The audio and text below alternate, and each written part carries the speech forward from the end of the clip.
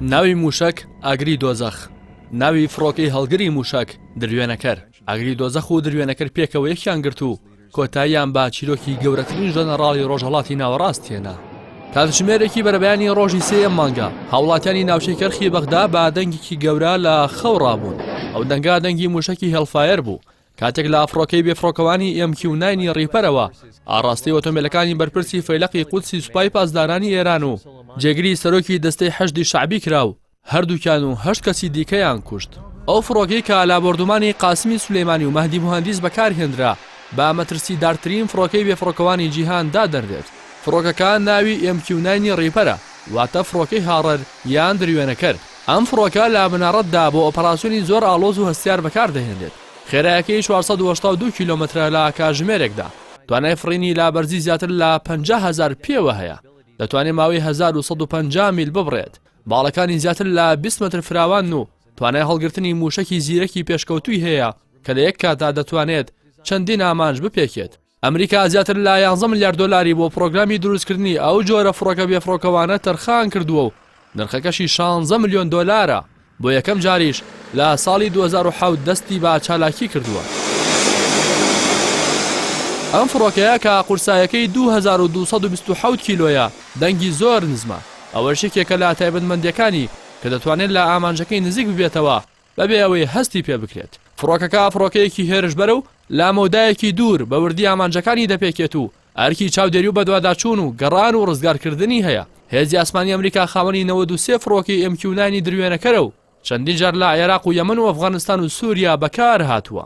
هاوشێوەی فڕۆکەی MQ9 دروێنەکەر موشکی هێڵفایریش کە لە ئۆپەراسیۆنی کوشتنی قاسم سلێمانی بەکار هات.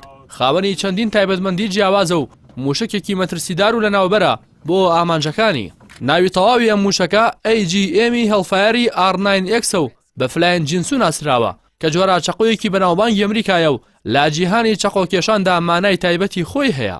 موشەکەکە بەرهەمی ویلایەتە یەکگرتوەکانی ئەمریکایە و لەلایەن کۆمپانیای لاکهید مارتینەوە دروستکراوە کە یەکێکە لە گەورەترین کۆمپانیەکانی بواری دروستکردنی چەک و ئامێرە هەواڵگریەکان. موشەکەکە بە جۆرێک دروستکراوە کە فڕۆکە بێفرۆکەوانەکان لە توانایاندایە هەڵی بگرن.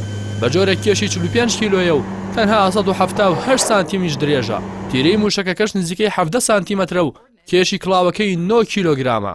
هێڵفایر یان ئاگری دۆزەخ دەتوانێت ئامانجەکەی با ڕێژەی لە 100% بپێکێت بەبێ ئەوەی زیان بە چواردەوری نزیک لە ئامانجی دیاریکراوە بگەێنێت.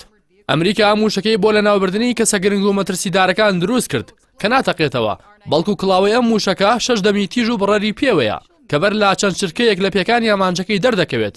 ئامانجەکەی دەهاڕێت و پارچە پارچی دەکات. هەر ئەمە شەوای لێ کردووە کە بە نینجا بناسرێت، چونکە وەک شمشێری نینجا بڕەر و خێرایە. بە پێو زانیارانی کە بڵاو کراونەتەوە ئەم موشەکە چەند کەسێکی دیار و ناسراوی پێکوژراوە. لەوانە ئەحمەد ئەبولخەیری میسری کە ناوبرا و جێگری ئەیمەن زەواهیری ڕێبەری ڕێکخراوی قاعیدە بوو لە 26 شوباتی ساڵی 2017 لە باکووری سووریا کوژرا. ڕێکخراوی قاعیدە لە 2 ئازار ڕایگەیاند ئەبولخەیری میسری لە بۆردومانێکی فڕۆکە بێفرۆکەوانەکانی ئەمریکادا کوژراوە.